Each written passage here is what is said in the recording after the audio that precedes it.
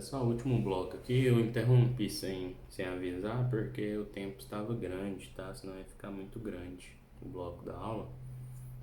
Difícil para eu sincronizar depois com o YouTube.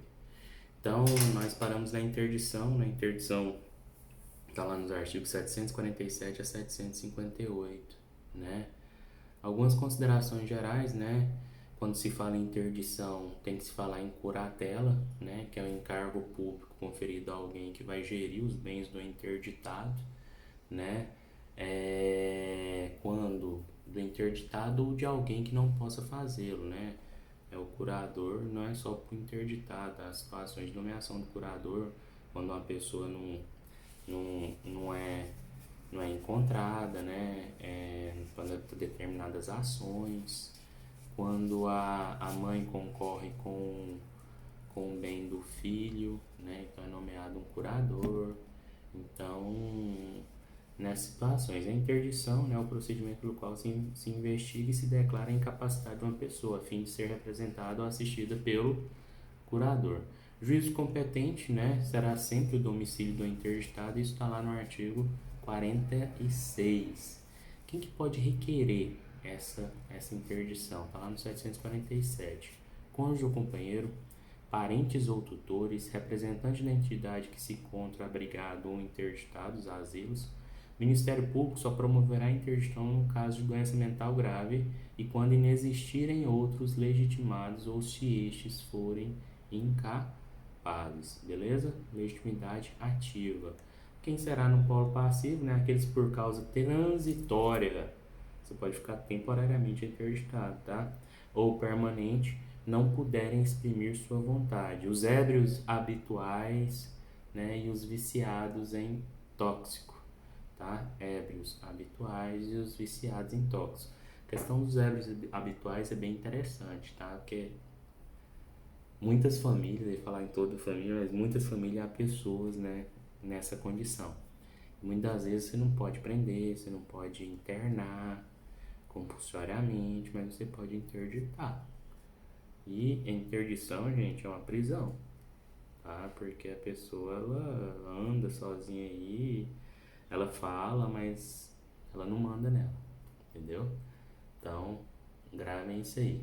Petição inicial, né? E aqui há detalhes, documento indispensável é a produção da prova, né, da existência do vínculo que lastreia a legitimidade para interdição, né, legitimidade ativa, né? O autor deve especificar os fatos que demonstram a incapacidade do interditando para administrar seus bens, se for o caso, para praticar atos da vida civil, bem como o momento em que a incapacidade se revelou. Tive um cliente que foi interditado por causa de um acidente de moto. E aí, seu Valdivino, hoje ele já não carece de ser citado como exemplo aqui, ele ficou meio louco da cabeça. E aí a família buscou a interdição. Não vou falar o motivo, né, da interdição na época, mas buscou a interdição. Passado um tempo, abandonaram ele e ele, morando sozinho, fazendo as coisas dele, me procurou. A gente procedeu o que? O levantamento da interdição. Hoje ele não é mais interditado, ele gere, né, sua própria vida. Bem interessante o caso. Depois a gente tiver a oportunidade, a gente vai conversar em sala sobre, tá? Última situação da petição inicial, como prova indispensável, a apresentação do laudo médico que faça prova, né, das alegações do requerente da interdição. Caso não apresente, né, deverá ser comprovada, né, a impossibilidade de fazer. De toda forma, vai ser feita uma perícia judicial para comprovar essa situação. Alguns aspectos gerais sobre a interdição, né, e o levantamento da curatela. Anotem aí. Primeiro ponto: o interditado pode ser ouvido no local onde se encontrar, tá? Ele não precisa ir até, né, a sede do juízo. Segundo ponto: é possível a intimação de especialistas para acompanhar a entrevista do interditando.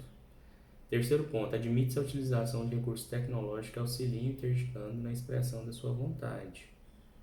Tudo, computador, papel, o que tiver à disposição. Quarto, o juiz poderá ouvir parentes e pessoas próximas do interditando. 5. O MP deverá ser intimado para manifestar apenas como fiscal da ordem jurídica. 6. Apresentada ou não impugnação, não ocorrem os efeitos da revelia. situação importante, tá? Não se aplica em todo caso os efeitos da revelia, né, a nível de procedimentos especiais de jurisdição voluntária, tá? 7. A sentença produz efeito desde logo, embora sujeita à apelação, né? Então, esses são os aspectos gerais. A curatela pode ser levantada, né? A sentença que decreta a interdição não faz coisa julgada, né? A qualquer tempo a curatela pode ser levantada desde que cessada a causa que a determinou, foi o que eu exemplifiquei agora há pouco. Por fim, falei também da interdição parcial, né? É possível, né? Por situações, às vezes, a pessoa encontra-se incapacitada, né? De forma temporária, né? Está internada, está em coma e as coisas dela precisam, né, ser geridas por outra pessoa. Beleza? Próximo tópico, da organização e da fiscalização das fundações, artigos 764 e 765.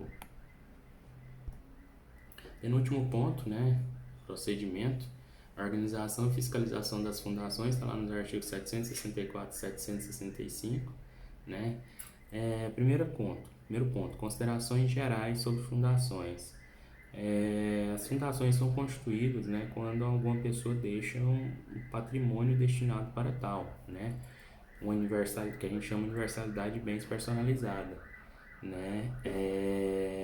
Elas são constituídas por meio da personalidade jurídica de direito privado, né, são instituídas ou por escritura pública ou por testamento, né, e se submetem à custódia do Ministério Público. Feito isso, é elaborado um documento que vai reger a fundação. Qual que é esse documento? Um estatuto, né? Ele é elaborado ou pelo instituidor ou pela pessoa designada pelo instituidor ou pelo próprio Ministério Público, tá? Então, elaborado esse estatuto deverá ser aprovado, né? Hipóteses nas quais o julgador deve resolver eventuais conflitos, se houver, tá lá no artigo 764, né? Se a aprovação do estatuto for negada previamente pelo Ministério Público, é uma situação que vai ser já aprovação judicial. Se o Ministério Público impuser modificações ao estatuto com os quais o instituidor ou pessoa interessada não concorde, né, o juiz vai ter que intervir. E por fim, se o interessado discordar do estatuto elaborado pelo Ministério Público. Então, são situações em que o juiz vai agir. Como que esse estatuto pode ser alterado, né? Por deliberação de 2/3 dos competentes para gerir e representar a fundação, né? Quando a não contrariedade ou desvirtuamento, quando houver a contrariedade ou desvirtuamento da finalidade da fundação, né? E para que seja formalizada essa alteração, deverá ser feita a aprovação pelo Ministério Público. Extinção da fundação. Como que se dá? Qualquer interessado pode requerer a extinção ou o próprio Ministério Público. A hipótese, né, de extinção, né, quando o objeto se torna ilícito, quando impossibilita-se a sua manutenção, né, quando vence o prazo da sua existência, ela pode ser sido criada por prazo determinado, e existe também a intervenção do Ministério Público. Beleza? Sobre, né, o procedimento, a organização e fiscalização das fundações, é esse ponto. O último procedimento, né, é a ratificação dos protestos marítimos e dos processos testemunháveis formados a bordo. É tipo a regulação de avaria grossa, né? Então, aquele tema que a gente estuda, né? Até curioso para saber como é que se vai dar, né? O que é um protesto marítimo, o que é uma ratificação desse protesto marítimo, o que são esses processos testemunháveis formados a bordo. Está lá no artigo 766 a 770, né? O protesto é o meio pelo qual o capitão do navio, né, utiliza para comprovar fatos ocorridos no curso da viagem, como, por exemplo, sinistros decorrentes de tempestades ou acidentes com passageiro. Interessante, né? Também para a galera que faz cruzeiro aí, né? Faz ou já fez, ou tem vontade de fazer, né? Então, o capitão vai comprovar fatos ocorridos no curso da viagem. Como é que se dá esse procedimento? Por meio da petição inicial, né, acompanhada da transcrição dos termos lançados no livro, tipo o diário de bordo do piloto, né? Cópias destes de documentos que comprovam a identificação do comandante, dos tripulantes, do registro da embarcação, né? Essa petição deverá ser distribuída com urgência e encaminhada ao juiz, que ouvirá sob compromisso, né, a ser prestado no mesmo dia o comandante, as testemunhas, que deverão comparecer em ato, independentemente de intimação, né? É a formalização do que acontece no navio, beleza? Eu me veio uma dúvida aqui agora explicando, né, se algumas situações dessas em que as embarcações ficaram à deriva, né, ter sido sujeitadas a protesto, né? Seria até bacana fazer uma pesquisa sobre isso, né? Ainda no procedimento, após a oitiva das testemunhas e do comandante, o juiz, convencido da veracidade dos termos lançados no diário da navegação, retificará, né, ratificará, desculpe, na própria audiência, por sentença, o protesto, né, e ou o processo testemunhável lavrado a bordo, dispensado o relatório. A sentença, ela não julga, né, o pedido ele tem caráter declaratório, constitutivo ou condenatório, que eventualmente nascerá do fato. Apenas ela exprime, né, perante a jurisdição a vontade de realizar prova dele. Então, é aquela formalização do que aconteceu no navio, né, e que não teria que ficar só nele. Beleza, gente? Então, fechamos os procedimentos especiais de jurisdição voluntária, tá?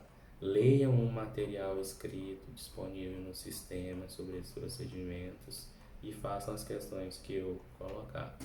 Fiquem com Deus, matéria da terceira VA encerrada. Beijo.